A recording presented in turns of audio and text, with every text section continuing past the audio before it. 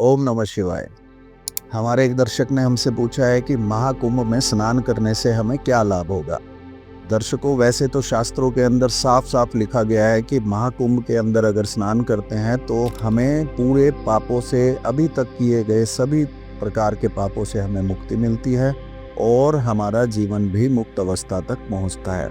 मगर ये बात सुनने में बड़ी अटपटी लगती है। तो क्या है इसके पीछे का रहस्य, आज वो मैं आपको बताने की कोशिश करता हूँ। सबसे पहले तो आप ये जानिए कि प्रयाग के अंदर स्नान करना ये अपने आप में एक बहुत ही उत्तम कार्य है।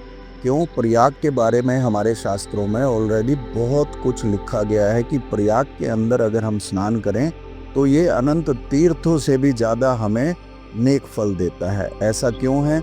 वो इसके नाम के अंदर ही छुपा है, प्र और याग, यानी कि अनेक यज्ञों के फल से भी उत्तम फल जो हमें प्राप्त होता है वो प्रयाग में एक बार स्नान करने से हमें प्राप्त होता है। दूसरा सबसे उत्तम संयोग ये है कि यहाँ पर 12 के 12 महीने जो है गंगा, जमुना और सरस्वती का संगम तो यहाँ पर है ही।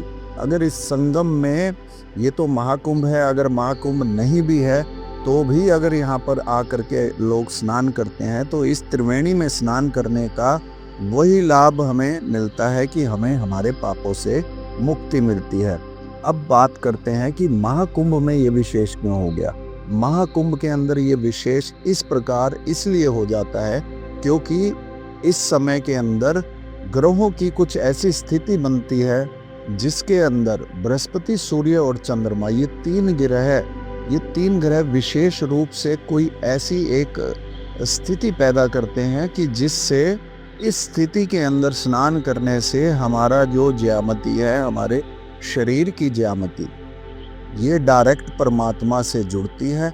और ऐसा करने से, यहाँ पर स्नान करने के बाद यहीं तट पर रहने से इसका हमें मुख्य तौर पर फल मिलता है। तो क्या है वो? यहाँ पर जब रहते हैं तो उसको शास्त्रों में बोला गया है कि कल्पवास।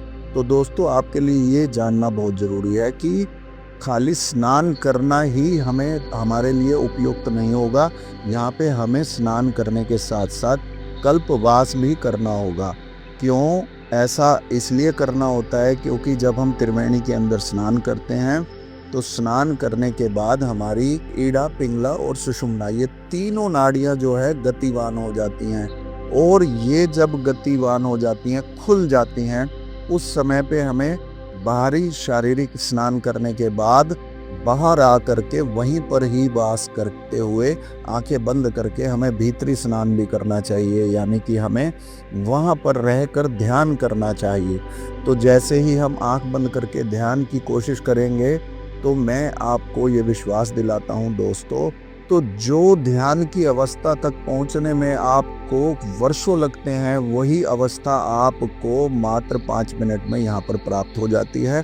इस अवस्था को प्राप्त करने में सबसे बड़ा सहयोग ग्रहों का होता है और वहाँ के एनवायरनमेंट का भी होता है। और उसके साथ साथ जो त्रिवेणी के अंदर हम स्नान करके बाहर आने के बाद ध्यान के लिए बैठते हैं, तो ये जो कल्पवास का फायदा यहाँ पे हमें मिलता है, यही कल्पवास में ध्यान करने से हम अपने पापों से मुक्त होते हैं और हमारा मुक्ति का मार्ग हमारे भीतर ही सशक्त होता है। और हमारे भीतर, हमारे सहस्त्रार के अंदर से एक्चुअल में जो अमृत है वो वहाँ से टपकता है और हमें उस अमृत का जो है पान हमें होता है और हम मुक्त हो जाते हैं।